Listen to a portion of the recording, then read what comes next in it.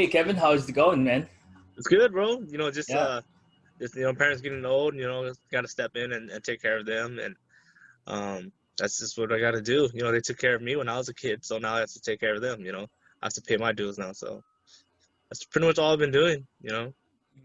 just working with your parents and stuff. Yeah, You and your dad, or your dad, your mom, and your siblings, or no, just me and my mom, and my dad.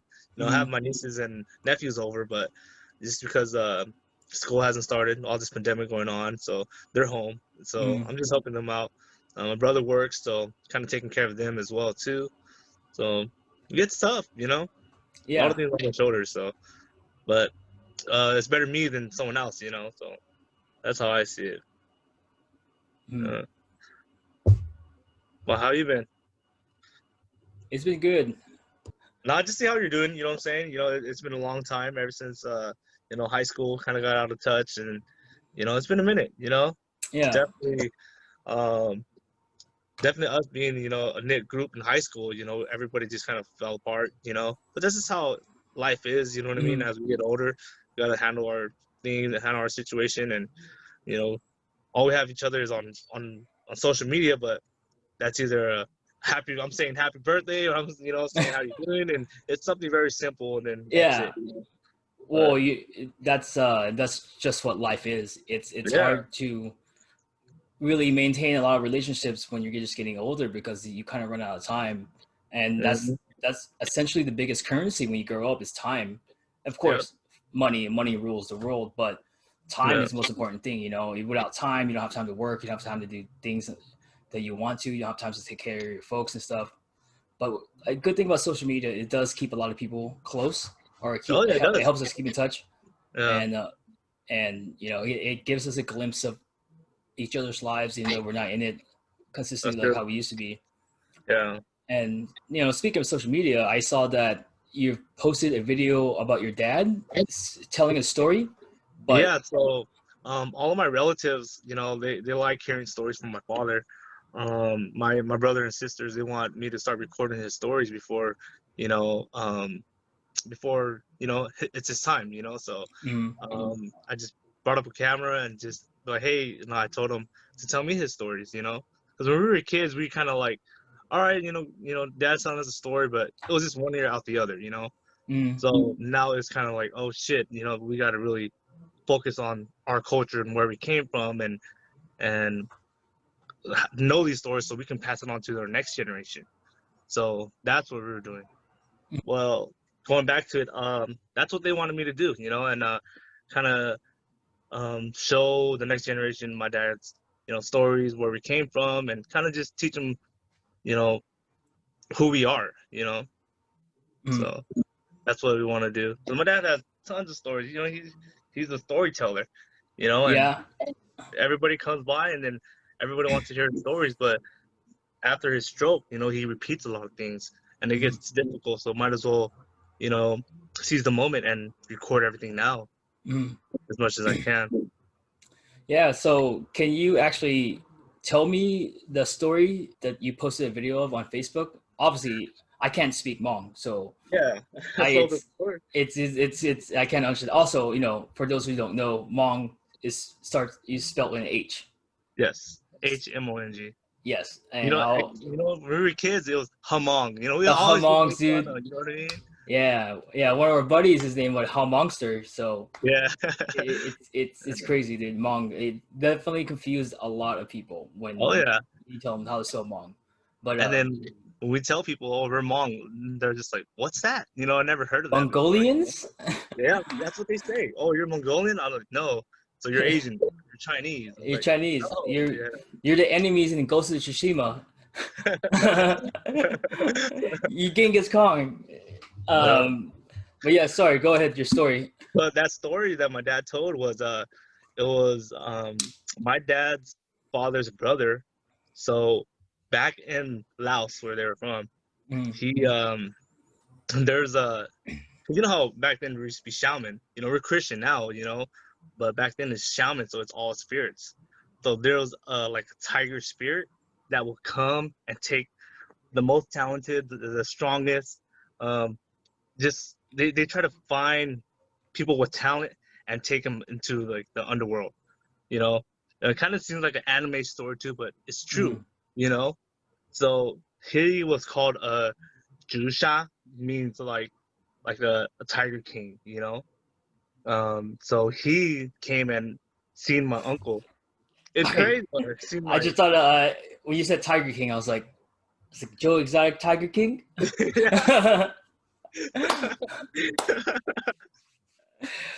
oh shit. Tiger King. Sorry, go ahead. Sorry, I didn't mean to Yeah. interrupt. I just thought Well, of Tiger King. not really a tiger king, but just like a spirit where they want to rule. Like it's like not really. It's like a spiritual medium between reality where and death. You know, Kind so of it's weird. like purgatory.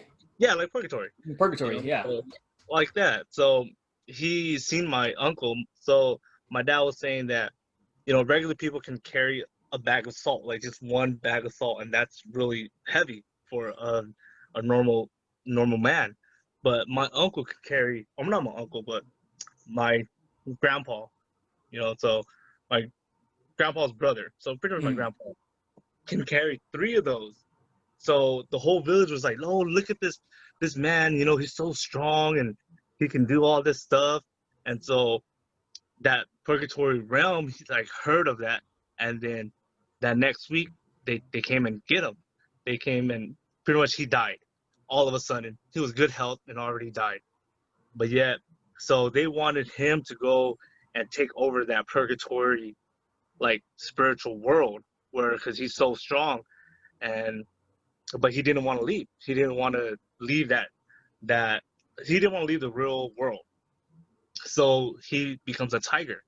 So in our culture, that symbolizes like it's very spiritual. Like it's something else. Like it's weird. I can't really explain it. Would you say it's almost like reincarnation? Kind of, but it's a spirit. Like he's a tiger spirit. Mm. Yeah. So it's not really reincarnation. He just becomes a tiger spirit. So Mm. his wife was very, very beautiful, and then she would always like talk to him, but in like spiritual world. She's like, "Oh, I'm so hungry, and if you can hear me, then please bring me food or bring me good luck or whatever."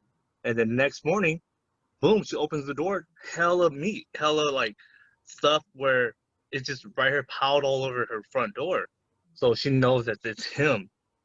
So he goes on, and then that's when the war started happening, and then they had to evacuate their village. And so Mm. when they evacuated the village, he was kind of lost. He was just in that spiritual world, but he'll go and attack like a bunch of Thai people, Laos people's, you know, um, like livestock. And so Mm. they caught him. They trapped him. They put a mine, and then he tripped the mine, and he blew up, and he died. So when they did the spiritual, see who he was, who that tiger was, and they said it was my uncle that called for that he was that tiger, and they figured out that it was my uncle because my uncle had a missing finger, and the tiger had a missing finger. Mm. So that's when the other like Laotian people, told my my grandpa, saying that, "Hey, we accidentally killed your brother. We know it was him because he came and called for his name." So that's how the story ends. But if he was like, my dad was telling me that my grandpa would go up and like go hunt, and go up to the mountains. He'll pray for him. Well, not really. Well, pray for him, I guess, saying that, "Hey, come protect me, guide me through the night." And then, sure enough, the whole night it'll be quiet. No cricket, no nut, no sound. Super quiet. But the next morning when they wake up, tiger paws all over his campsite, all over, just protecting him throughout the whole night. And my Mm. dad said, till this day, if he was still alive, we can call him when we're out hunting and like out camping and shit. Mm-hmm. So that's his. That was the story of my grandpa. Yeah, it's a story where it says he's always watching over your family, and and that's always good to have. Yeah. Have something to rely on. And just to clarify, you're talking about the Vietnam War, correct? Yeah, Vietnam War. The Vietnam War, Yeah. and I suppose for some of the people out there who's watching this who doesn't know, Hmong people and Laos people live in the same country. They live from what I know. I'm not Hmong, so I don't really know too much. But Hmong people live in Laos, but they're more in the mountains, correct? Can you Yeah, explain? we were more like mountain people. So, like historically wise, when I did some research right here from my dad, we were originated in China. But there was three groups in China, and then the Chinese people called the Hmong people Miaos. Um, but so we used to rule China by, well, that's what they said. We used to rule China, but they fought, and then it was actually the Hungs who actually took over the Maos, the Hmong people, and kicked us out. So we had to move down, run away, and hide from the Mao people, from the Hung people, because they were just massacring us. They said we don't want none of them. And then Hmong people back then used to be, blonde and blue eyes. I have cousins that have brown and blue eyes, like really light hair, and that's what they were talking about. Mhm. So after that, then we resorted to going down to Thailand and to Laos, and that's where we refuged. Yeah. So the Hmong people, or Hmong, it's called free people in Hmong. So Mhm. that's what it meant. Yeah. Oh, so the name Hmong means free people in your language? Yeah. It means free, free people, I guess. Yeah. Wow, So that's what. I didn't know that, man. That's crazy. Yeah, that's what Hmong mean. But all the Chinese know us as Maos, you Mhm. know. So they hated us, and then the the the ruler back then that ran the Mao people. His name was let's see Ziya. It means I forgot how they said it, but that's what they called it among Ziya. It means like great father Mhm. or great grandpa. Um, and he ran it, but when the Hungs they fought the Mao people, they defeated them, and they cut him into three pieces and Oh, buried his body into China. And even to this day now, there's still statues in China about his body. Like they had to split him in three pieces. oh man. Yeah, and this was way back then, like something BC, Mhm. And the Mao and the Huns, they fought for like over 200 years or something like that, Mhm. centuries. So that's our little back history of. So yeah, but you guys share the same descendants, right? Yeah, Yeah. so that's what I'm saying. I think we are Chinese, but yeah, Mhm. uh, uh how it's like Cantonese and Mandarin or something like Mhm. that. I think we're kind of in that category, but not to their extent. They kind of Yeah. just wiped out. They wanted to kill our whole Hmong race, the Mao race. Mhm. So Yeah, I forgot what number it is, but it's a pretty big number about how many different languages are spoken in China. hmm But obviously, everybody knows like the main two, Mandarin and Cantonese. yeah. But I do know that the Hmong people, yeah, I knew they came from China, and I knew that they took refuge in Laos. hmm When I was in Laos, I don't think I met any Hmong people, but I was mainly in Vientiane, which is the capital of Laos, Uh-huh. and I don't know, maybe I didn't venture around too much outside of where my family took me, but well, I think we all really share similar festivals or similar holidays, correct? Yeah, similar, but we have, like the Hmong New Year. Mm. That's just about like people coming down the mountains and trying to meet, trying to catch up with everybody. Pretty much honestly back then it was all about guys trying to meet girls and trying to marry girls. Mm. That's how I saw it. That's okay, I'm gonna go marry, this girl, or I'm gonna go ball toss where everybody makes fun of us if when people don't know. It's just like when they ball toss back and forth, it's just for them to get to know each other. They're asking questions, playing games, you know, taking article of clothing or article, so that way when they go back to the village, like, hey, it's like a Cinderella story. Like, whose shoes is this? You know, I want to go find Oh, the person who wore the shoe. You know, so that's why they bought toss. You know, and you guys actually have different ceremonial attire, correct? yeah. They, Yeah. you know, they wear their silver. I know you guys, you know, you guys wear all the tie stuff too, but for us, it's all silver, like silver headdressing, silver Mm. necklace, and stuff like that. It's to show them that, oh, we're wealthy or we have money.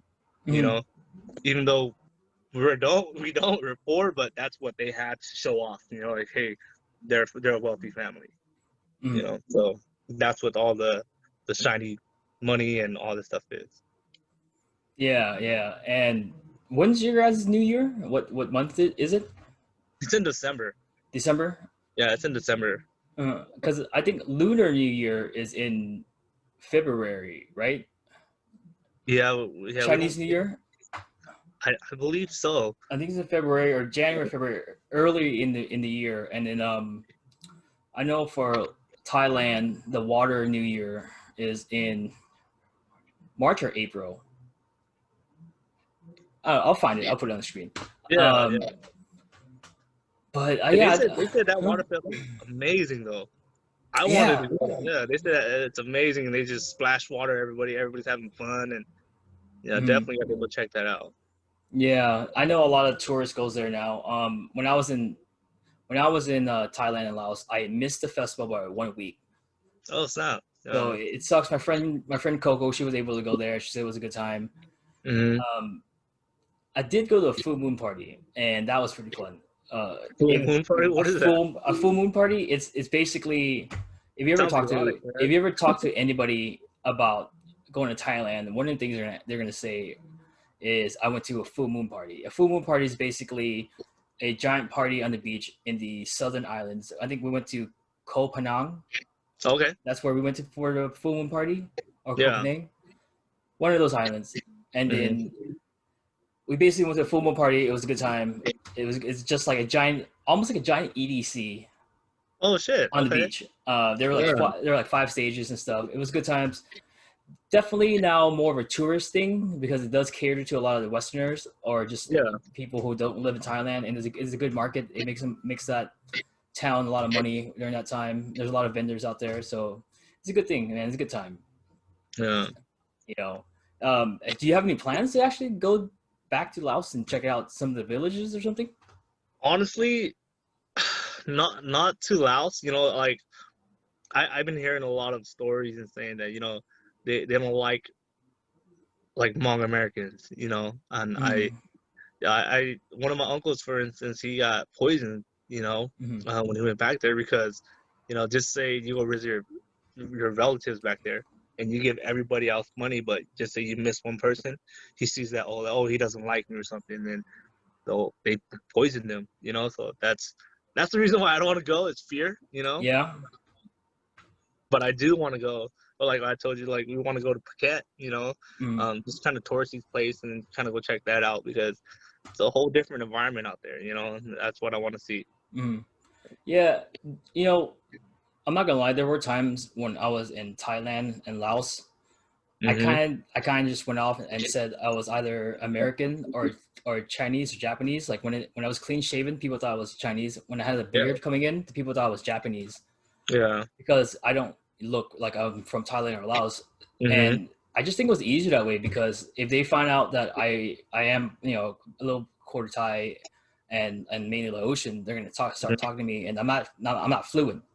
Yeah, In Laos, I could get by really well. In Thailand, I could barely get by. I could scrape by. yeah. But once they hear me speak and they hear the level or the volume or the tone in my voice, and you know, it just sounds American. Hmm. It's almost I almost feel like sometimes they shame you. They're like, "Oh, you don't know your roots. It's shameful, this and that." But not everybody. It's just I think mainly Yeah, is the old people. yeah, I mean, I never studied this or looked into it, but maybe it has to do something with, you know, the aftermath of the war, the yeah. whole Vietnam War, because you know, studying the Vietnam War what we learned in America was that it was a fight to stop the spread of communism. Mm-hmm. But and that was it. Like it was a fight to stop communism, and there was a treaty called in Vietnam. I forgot what parallel is it. Where they stopped there, and that was a treaty which made. And then, and what people don't realize is that a lot of the other countries got roped into it too, like especially Laos. Oh yeah. Laos got roped into it. Cambodia got roped into it. Parts of Thailand got roped into it, I believe, but I'm not too sure.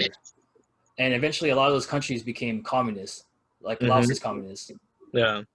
So I think there's still a little bit of animosity against Americans because that war messed a lot of things up, especially the people. People got hurt. People got raped. It was pretty gruesome, you know. If you ever seen the movie Full Metal Jacket, We get for $10. Everything you want. Right? Feel like spending some of your hard-earned money? And you keep thinking that you'll never You know, half these goo quarters are serving officers in the Viet Cong. The other half got TB. Oh yeah. Full Metal Jacket. If you want to see something about Vietnam, don't read the history books. Watch Full Metal Jacket. You know, don't read the history books. Just watch Full Metal Jacket. Exaggerate on some things, but yeah, watch Full Metal Jacket. You know. Yeah. So sometimes when I talk to my grandpa like helped fight for the Americans. Yeah. He would tell me some stories, and these weren't like glorified stories that you would read in the U.S. history books. These are fucking horrible stories that would happen. Oh yeah. I know that your dad had some kind of hand in the war too, right? Can you talk about it? So my dad was he was I think 12 or 13 at the time, you know, and he was getting recruited into the war, and then they had to go, and so pretty much the American CIA, they wanted the Hmong people to block off the Ho Chi Minh Trail, you know, because that's where the communists were getting all their ammunition, all that stuff. So they wanted the Hmong people to go and protect that, you know, fight against that, and be on, the American side. So and Ho Chi Minh is who? Ho Chi Minh Trail. It's a little like village where they were like smuggling in like guns and ammunition and all that stuff like that. Yeah, and Ho Chi Minh is the leader of the Vietnamese Communist Party, correct? Ho Chi Minh Trail. I'm not. Ho Chi Minh, the person. Ho Chi Minh is just it's the trail that they call it. It's like it was some place near Thailand and Laos. Yeah. So we were there. I just forget if the city is named Ho Chi Minh or if the guy who led the communist rebellion was named Ho Chi Minh. Yeah, I'm not too sure. I gotta ask my pops about that. I'll look that up. I mean, I feel so ashamed. I feel like I should definitely know that. Yeah. But yeah, so the Ho Chi Minh Trail. So that's what they hired us for. That's what my dad was saying. But my dad, he went to school back then in Laos, and so he knew English. So they made him become a pilot assistant. So he was just pretty much up in the pilot assistant, just say, hey, you guys need any food, whatever, and they'll just go and drop off stuff. So my dad was just pretty much in the airplanes the whole time, you know, until they got into like refugee camps and stuff like that. So yeah, my dad fought in the war ever since he was 12, and so it totally messed up everything, dude, because they hated all the Hmong people, so we just had to always hide in the mountains. That's why they called us like mountain peoples, you know. They called us Chok Fa, and that means it's like we were rebels, you know. So yeah, that's what they hired. That's what the American CIA hired the Hmong people for, was the guerrilla force to help in the war and help the Americans when their airplanes got shot down. The Hmong people were go help and try to go protect them. So that's what they hired us for. Yeah, and you said it created a lot of animosity against other people, right? Did they see it as like they were betraying the Asian people? Oh yeah, we were betraying, you know, the Laos, like the Laotians, you know, because the North Vietnamese, they wanted all the Laos people to be on their side, you know what I'm saying, and become a communist. So, you know, most of them, you know, transitioned over to them, but yeah, the Hmong people rebelled, and we helped out the other side, you know? So, Yeah. yeah, they definitely hated us. Even till this day, there's still some people hiding out there because in refuge, you know, and I see a lot of stories, or I see um, a lot of incidents where you saw the incident where General Ray Powell wanted to go back there and take his land or something like that, you know?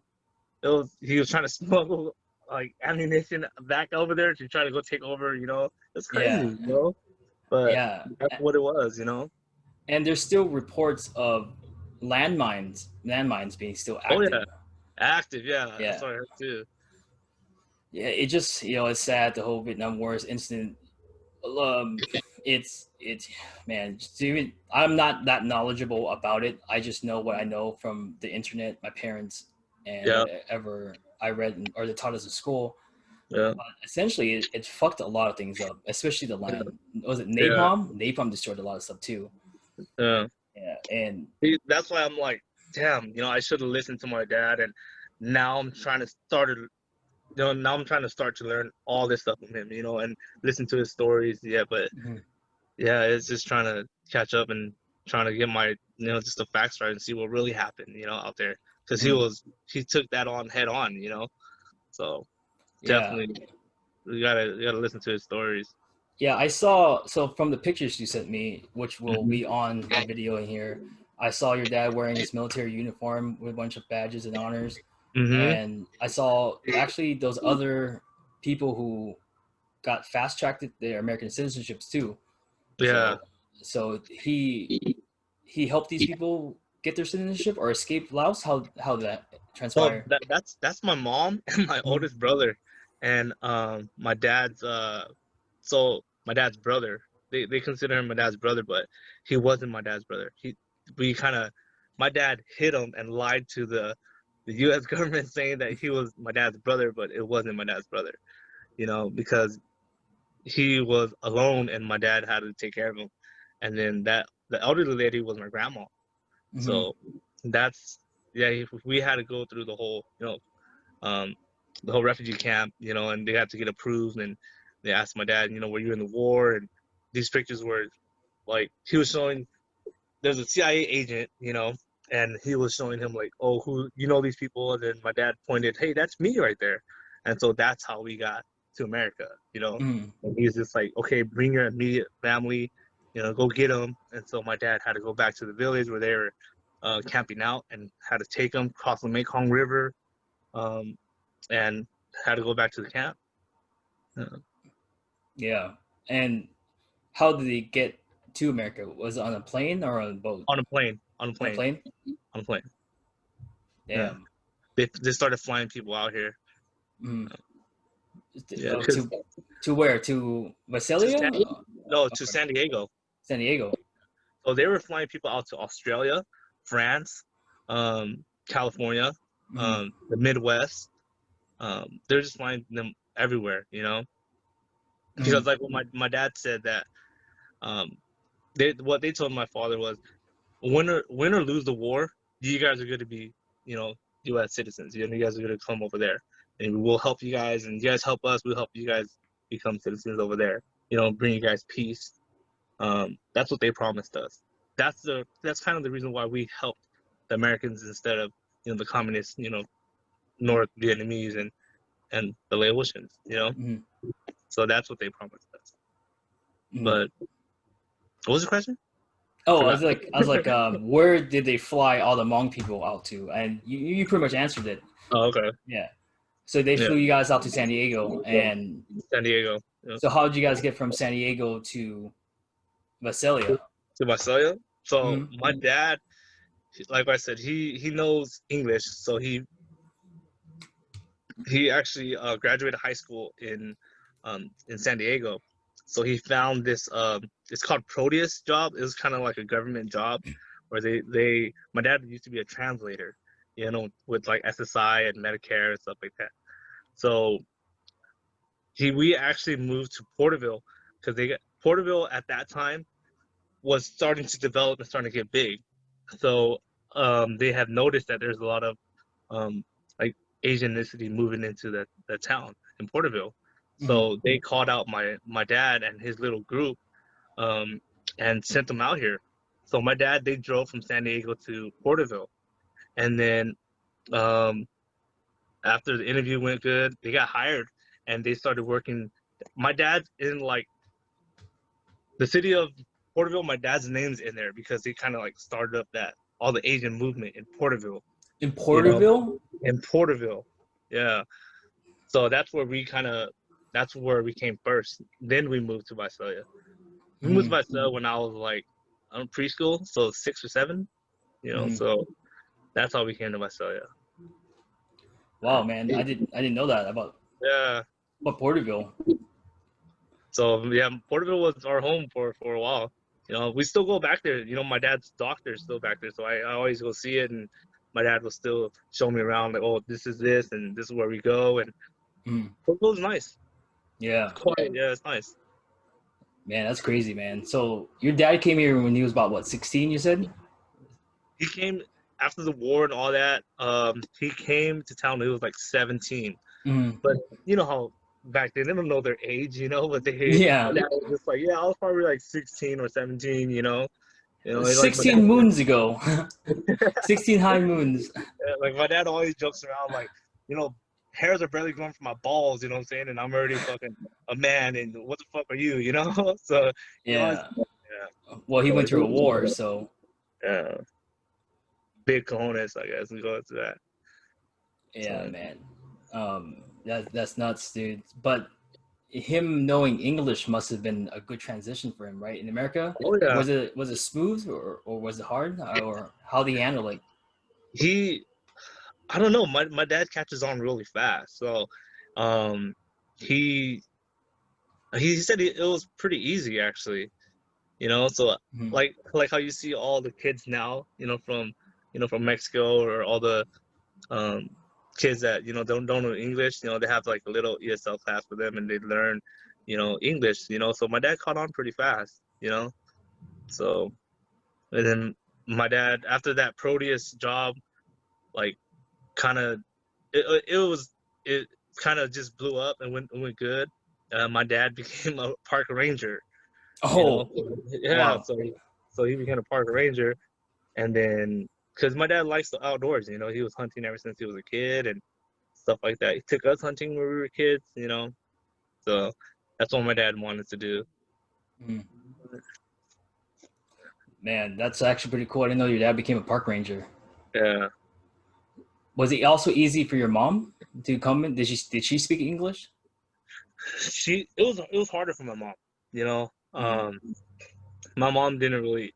She knows English, but it's still that choppy English, choppy English, choppy, Hmongish, Mongolish, so it's still hard for her, but she understands it like completely now, just when she speaks, you can definitely hear that Asian accent, Yeah, that's Mongolish, Engurlish.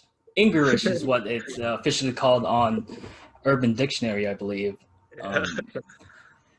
But yeah, man, it's hard. I graduated with an English major, I graduated with an English major. I was an English major, and I graduated an English degree. That's what I meant to say, not whatever English thing I just said. But it will slip out, you have to be really thinking about it from time to time, because when you're tired, your body kind of goes with the flow, or your body goes whatever feels natural.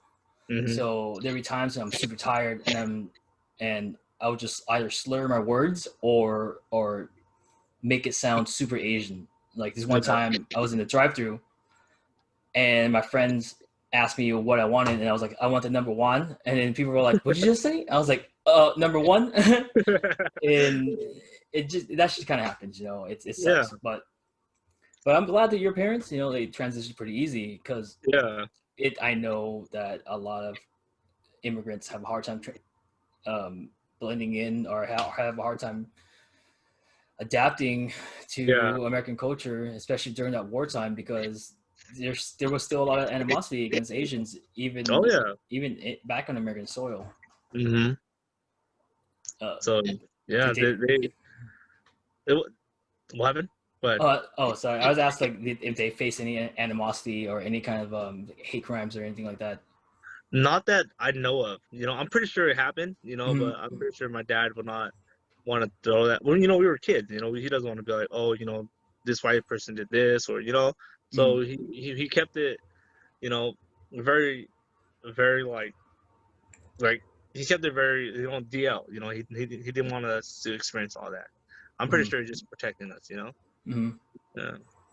Yeah. So we didn't. Yeah, we didn't have to experience all that. Well, that's good. I'm a little curious because I know Visalia has a history. Vasilia's history is kind of rooted with a lot of racism, especially Hmm. with the clan history in the Yeah. like the late 1920s and Hmm. early 1930s. There's a lot Yeah, of that's what I clan heard of too. activities. Yeah. Yeah, even in like the late 1990s, dude, there were. I think one of the Grand Wizards wanted to make Visalia a home base of the clan, but then a bunch of Hmm. protests Yeah. kicked them out. I'm glad that your parents didn't have to go through that because some people do, and it's just sometimes somebody dies, and that's rather unfortunate. Yep. Especially on especially if it Yeah, has to be a hate crime too. Yeah, that'll hmm be tough. Yeah. it's tough, but that's good. So, your dad, and your mom came with one son already. Yes, my oldest brother. Mm-hmm. Yeah. So, and then so they came with the pictures I sent you. It was my grandma, my dad, my mom, my oldest brother, my dad's sister, and my dad's like brother's son. Mm-hmm. So pretty much first cousin. So them six all came at once, and they moved to San Diego. San Um, Diego. Mm-hmm. mhm. So, but Yeah. after that, it was just they lived in San Diego for quite a while, you know, um, before we moved to Porterville. Mm-hmm. Uh, so yeah, my dad still loves San Diego, you know, especially growing up there, you know, loves the zoo. He loves Black Beach, nude beach. So he'll always tell us, "Oh, it's over here, you know, let's go," Yeah. or "Let's go to Mexico," you know, it's just right across right there, you know. So Yes. Yes. I know about Mexico. Yes, it's a nice place. so my dad loves it, you know. Yeah. You know, he had to move out here just for his, you know, for job, for his work. Yeah, man. So, how was it like growing up with this legend of a man? Tough, very very strict, you know. The He was bar must have very been like set pretty high. oh definitely he was rough. Like think about it. In high school, when you guys would call me, hey Kevin, let's go out, and then I'll always be at the chicken coop. I didn't know any better, you know. Mhm. Man, and you guys always like, man, fucking, I'm gonna blow up that fucking chicken coop, you know. Yeah, yeah. But I didn't say that. Other I think guys Mike, did. yeah, Mikey did. I Mikey think Mike did. did, you know. But I wanted to come out, but I couldn't, you know. Mhm. At that time, he was just so strict, you know. He didn't want me to play football, you know. He doesn't want me to. Even till this day, he still is really strict, you know, and Mhm. that's just how he was. He lived in that. Probably got it from the military, or you Mhm. know, and it's just a I don't know Southeast Asian kind of thing, or the Asian culture in general. You know, all the Mhm. Asian parents are pretty strict. You Yeah. know, A lot my of it's mom is like, really, yeah, a lot of it's like what you don't want to bring shame to the family, yeah, hell yeah, or most definitely. or I got this one a lot. Like the more the more sins you commit, the more bad spirits are gonna haunt us. And I'll be Yeah. like, Mom, fuck the spirits. I'm trying to get laid, man. Yeah. How else am I supposed to do this? I'm not gonna get laid from a spirit, Yeah. But it it's just the old way of thinking. And Yeah, it is very old school traditional. Mhm. You know, and my mom was really lenient. You know, she would want me to like enjoy life, experience life, you know. And that's kind of where I get my temperament from, you know, it's from my mom. Because my dad and oh man, like he's just really strict, you know what I mean? He Mhm. wants me to become like you know, the typical be a lawyer, doctor, you know, be successful, you know, you need to earn money, you know, be a nurse, you know, and I'll just like, yeah, I graduated from college, you know, with the AA, but I was still shameful to him. He's all, what the fuck you gonna do with the AA? You know, it's just like he wasn't proud of me at all, you know. Mhm. me growing up it was never enough to make him happy. You know, so I don't know. He doesn't show us like that. He would care. You know. Mhm.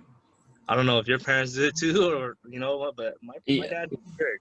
Yeah, I mean, obviously I love my dad. He did a lot for me. He helped me out a lot when I was in college, but he's also a dick. And I mean, honestly, a lot of dads are just dicks, and it doesn't mean that they're a bad person.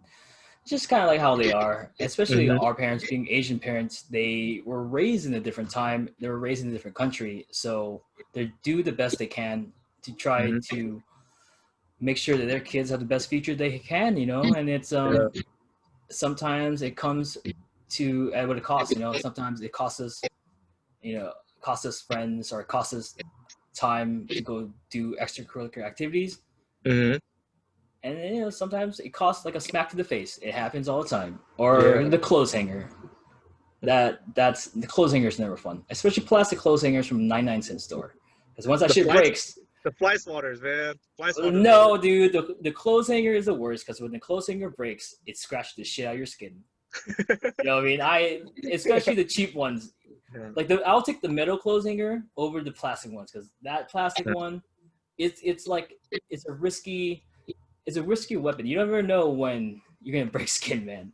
Yeah, but my dad was like, it's kind of fucked up. But my dad, like, when me and my brother used to fight, he would get hot bowls of water, and we would be on our knees, and we would have to sit on concrete, like our knees on concrete, holding those fucking hot bowls of water. And if we drop it, then we get hit by the fucking fly swatter. Oh You know, man. but yeah. So it's and then after that, he put rocks down there, and we had to put our knees on it. Mhm. You know, because we were fighting. That But definitely sounds like a military thing. yeah, Yeah, and, it sounds more like a military thing than hitting your kids kind of thing. so after our first, one or two, like, fuck that, I don't want to do that again. So Mhm. we would just like we will fight, but not in front of him, because we didn't want to get that punishment. Yeah.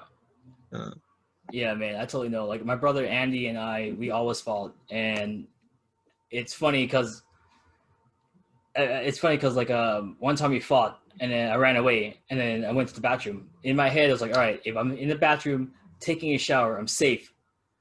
I was fucking wrong. If Dad came in here, I was like with a fucking vengeance, man. I was like, oh fuck. I can't blame anybody else. I can't be like, oh, Albert beat up Andy. Albert was fucking a baby, so obviously it was me because I was much bigger than him. But they were just doing their best. They tried hard. They're not horrible people. Yeah. They have Exactly. very high standards to live up to. So Yeah. it's difficult, man, especially with Asian parents. Oh yeah. So then would you say your guys' relationship was solid, smooth? Was it During my teens, healthy? yeah, during my teens and on my early 20s, definitely a no. You know what I mean? Like I wanted to enjoy like my life, because I've been so like constricted under him where it's like I couldn't do anything, so I rebelled. All my brothers and sisters rebelled. We all did things, always snuck it at night, or partied every weekend or stuff like that. Mhm. But now now it's way better now. I'm to that age where it's like, damn, I should have spent more time with them, Mhm. and it's like, it's now it's good, I'm Mhm. taking care of him, I get to know him, in and out, and I can talk to him like a man, or rather him seeing me as a little kid still, Yeah. so I understand where he's coming from, Mhm. and Yeah.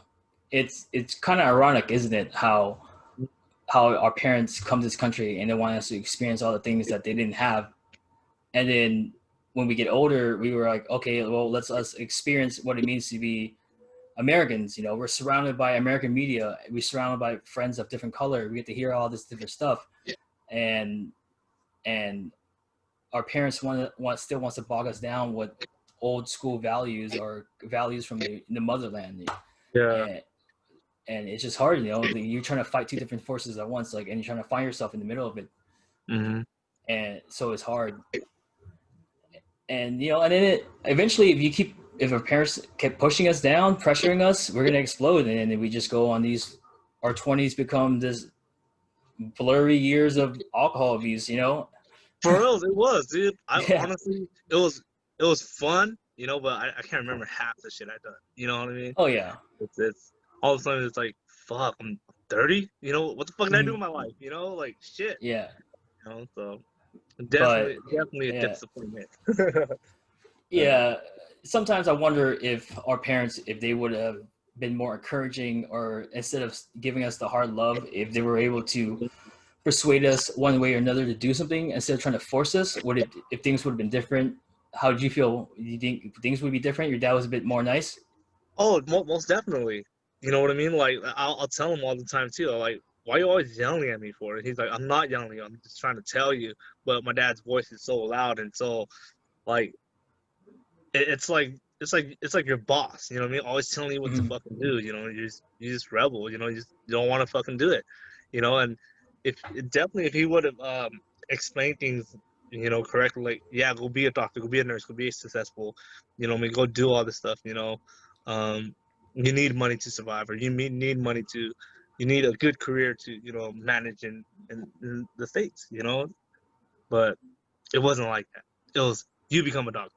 And then I'm telling myself, like, fuck, I'm not even that smart. How the fuck am I going to become a doctor or become this and this where I'm not book smart, So it's just, you doubt yourself, You're never too good, or you're never good enough for them.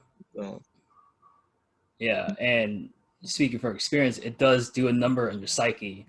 Oh yeah. And it's weird, like that kind of tough love, it affected my psyche where I was unsure if I were to complete something, or unsure of my certain abilities of things that I really want to do.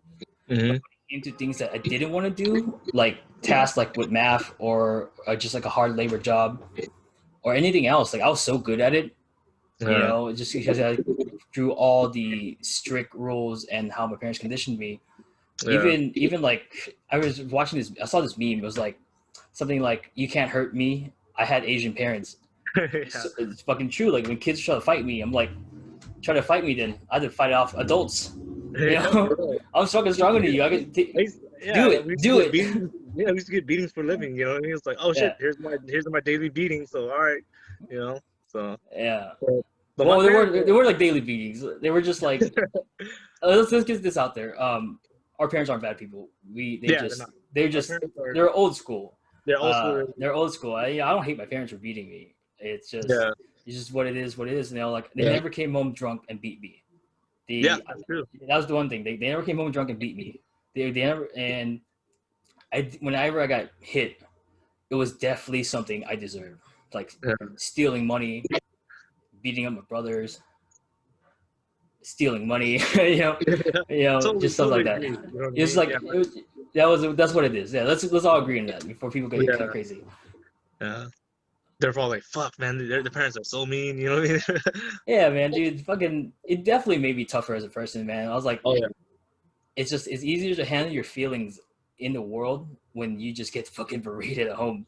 Yeah, but it's just the way Asian parents are. But it does do a number on your psyche, and it does affect you.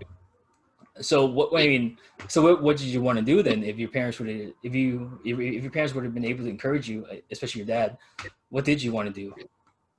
Honestly, man, I wanted to go into I always loved football. You know what I mean? Football was our life, back then. So I wanted, be a personal trainer or be something like that. I still can. You know what I mean? The opportunity is endless here, but it's just, I have to put everything on hold, because I have to take care of my parents. But I don't know. People go to college thinking that they want to be doctors, but yet they become something totally different. I'm whatever that makes me happy. That's what I would have went for. And at that time, it would have been something dealing with sports. Most definitely. Mm-hmm. Do you still think you have time to do it after you help your parents out? Oh, most definitely. My mindset is right, you know what I mean? And I'll definitely get that done in that time frame where it needed to be done, you know. Mhm. But probably not probably not going back towards that, you know what I mean? Definitely trying to find a different career path, but Mhm. something that makes me happy, you know, something that I can wake up and enjoy every day. Yeah, you were telling me that you wanted to open a gym. Oh hell yeah! Talking to my cousin, he owns this business where it's financially stable. It's good. But I wanted to open up a gym like how we had in high school, you know, where we were trying to compete to get this Ironman, trying to compete and get on the board of a piece of paper. You know what I'm saying? Like, oh look, there's, you know, um, no Jacob Maxon's or Eric's names up there. You know, so that's what we wanted to do. So that's what I want to do to the gym that I want to open up. Mhm. You know, Different something Eric, not me. I was never that strong. I'm putting it out there right now. no, but that was just, it's a figure of speech, you know. But Yeah. that's what I want to open, where it's people motivating people, you know, to get better, rather than they're getting it from, I don't know, you know, the fitness industry is all jacked up right now. So, you know, I want a gym where they motivate each other to get better, you know. And for us in high school, it was like that. It's like shit. I wanna hang clean, you know, so and so pounds. You know what I mean? If he can do it, I can do it. You know, so it's just a self motivation gym, I guess. Mhm. So Yeah, and that's in line with what you said about wanting to be somewhere in the fitness industry and stuff. hmm Yeah, but again, it's just unfortunate that COVID happened and it kind of shut a lot of things down. You know. yeah. Yeah. So, do you think your dad now is more supportive of what you want to do, or does he still hope that you can become a doctor? He wants me to be. He he changed. You know, he wants me to be happy. He wants me, you know, to have, you know, a family. Um, just career wise, you know, he just wants me to find something where I can make money.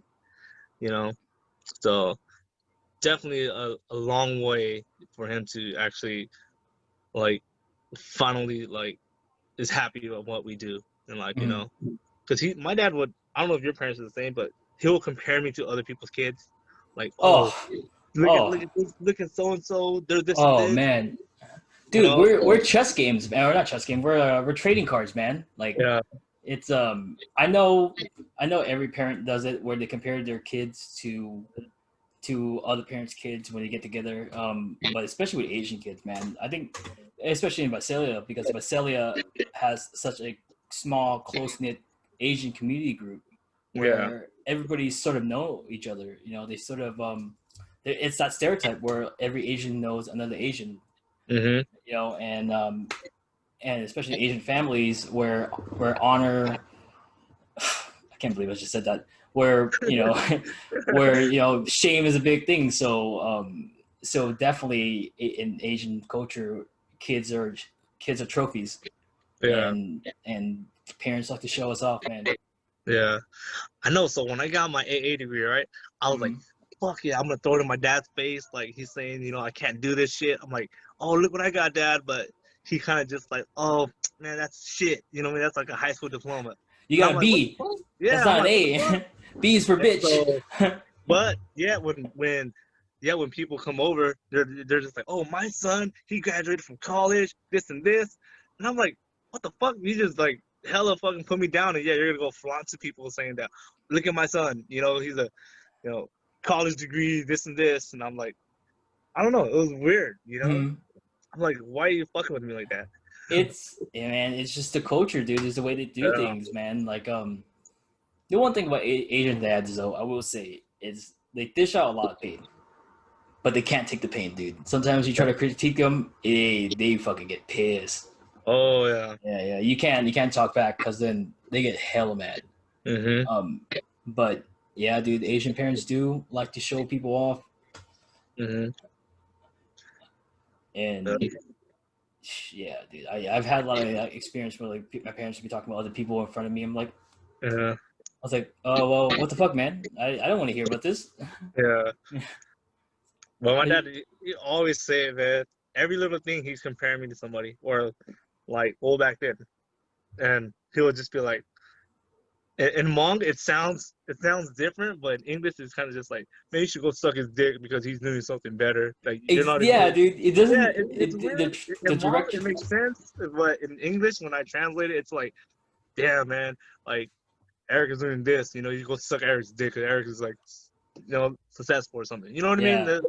And I used to always hate that, man. Like, why you gotta put me down like that? It's yeah, dude. The put downs in our culture is pretty vulgar. It's like I remember what some of it is like, ma si man mung. It just means I hope a dog go fucks your mom. You know what I mean? Shit like that. Oh shit. Like a or like what's the one, bakha or stuff like that. It means like bastard or fuck you, or I know in Thai it was like bakoi or something like that. It just means fat boy. Yeah. Yeah, so it's the put downs in Asia is kind of like, it's pretty weird. It's like it's not only is it a put down, but it also tells a sort of story to why you're such a fucking bastard. You know? Yeah. Yeah, But man. yeah, definitely. But our relationship definitely grew from all that. Definitely we love each other more now. He can actually say like, oh, I love you. That's hard for an Asian parent to say that. You know what I mean? But yeah, it's definitely got us closer after his sickness. Mhm. So, so our relationship is doing well. Yeah. Yeah. That's good that you guys are able to recommend some sort of relationship between you two, because unfortunately there's some families who don't get that chance, Yeah. and it's a positive thing that you guys are doing it now. I'm sure there's a lot of Asian sons or Asian daughters out there who want that chance, but it's hard. And unfortunately, in your situation, that it took a close incident with death for it to really happen. Yeah. Do you have any kind of advice to other Asian sons or daughters who want to try to have this conversation with their parents, or want to try to build a relationship? What ways they should go ahead and try doing it? It's all drop all the ego. You know what I mean? Drop all that stuff. And definitely enjoy it with the people you love. Enjoy life because life's too short. You know what I mean? Especially with all this the pandemic going on. I've seen so much people, taken from us. So definitely apologize. Even though you're wrong or whatever, you're right. Apologize, make up, enjoy the time you have because that's all you're gonna have. So definitely, make it up. If you can't say sorry, just find something in you that say it. And definitely make it up because time is everything. You gotta treasure that shit. Yeah, and usually it has to be you who starts that conversation, right? Yep. It's not going to be your parents because they're old, they don't change. Yeah, take that first step. You know what I mean? Take that first step, and definitely, even if you're 100% right, apologize for something that it is, and just drop it, forget about it, and just make up, enjoy the little things. They are your family, your friends, or whatever. There's no time for that. Yeah. So. Yeah, that's good advice. Drop your ego. Take the first step. Reach that little olive branch. Even though it might blow up your face a little bit, but hey, at the end of it, what I mean, you'll sleep well. You sleep good. Yeah. Yeah, that's true. That's true. Yeah. Well, you got anything else you want to say about Hmong people in Brasilia? In last words? No, just live life, enjoy life. You know what I mean? Try to fucking survive. The world's fucking going to an end. Yeah, that's true. Yeah. Enjoy it with the people you love. True that. All right, well, I'm going to end this recording now, so alrighty. See everybody who's watching. I'll see you guys later. All right, bye. Thọc u tê nho lu tê chờ lọt chùa chè tê chờ lọt chùa mà mô là chú sang nó một chú là một chú lô chè là chú cháu mới ít tu là lù chú cháu một sự tây chú cháu tôi có tài chủ thì chú cháu lù to cho tôi này lấy từ từ huống câu là lù hu hay lù ta là lù to là từ ra trong thì sai là lù to là thì là cha lên đó thì cũng tôi giờ lâu nụ xuống mong bố mà ông chế thắt thòng lúc cho bé rồi mà ít tuổi nên giờ ô tô多美节子，但是bé giờ lâu nụ xuống ô tô bé mình chế lù lô lù chuyện cho chế cho tôi nên tự trả ta nụ xuống mà mỗi dù chấp rồi tao cho bé cho tôi nên nó mới muốn chế thắt thòng thắt việc ấy ô tô tôi mình chứ nụ xuống tôi nên nụ xuống sao mà ô bé mình chế lù mới chế chẳng kể đâu thì chế tôi chẳng bé lòng nụ xuống mong thấm thang chế lòng nụ xuống thua lô tôi chế lòng nụ xuống tham mong đó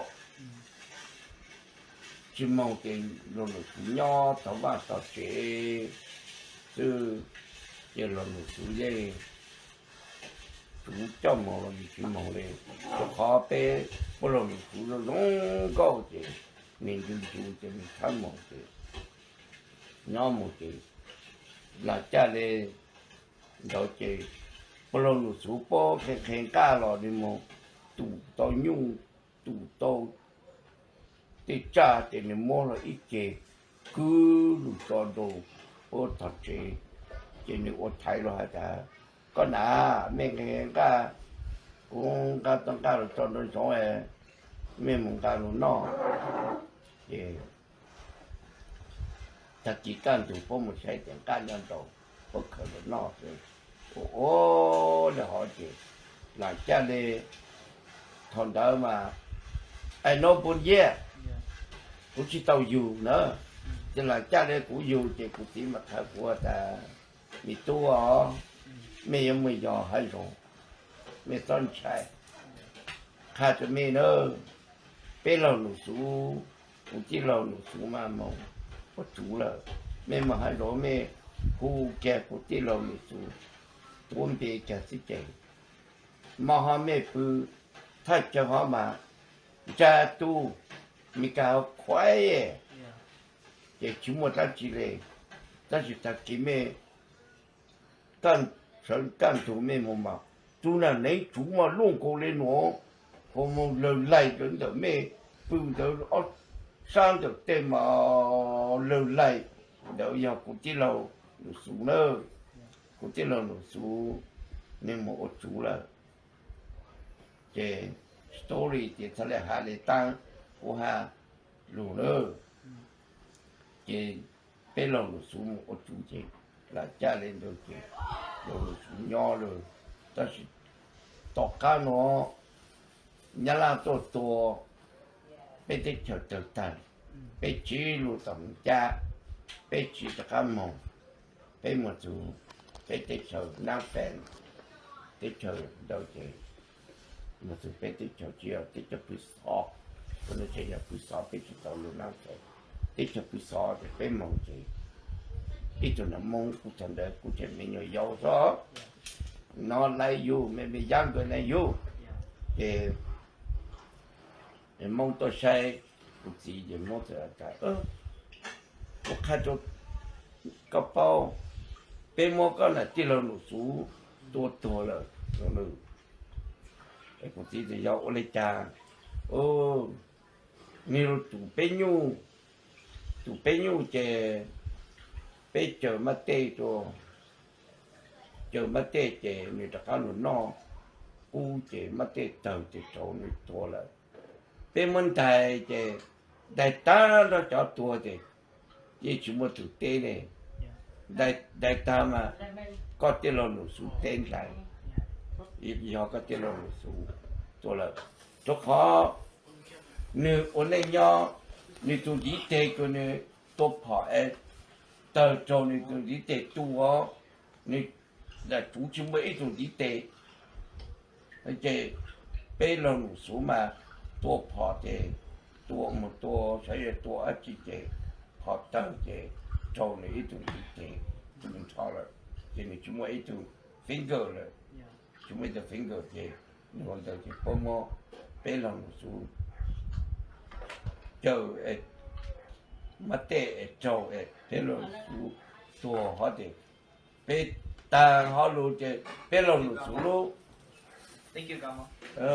ลองสูรู้เบตาเขาเลยเนอะ so 你是用路德看着东西包嘛ลองสู要老在乎老数要没喏老数要老在乎老生意老不急了也不急这个不要你那不叫贵关山要给包你那cái bỏ chè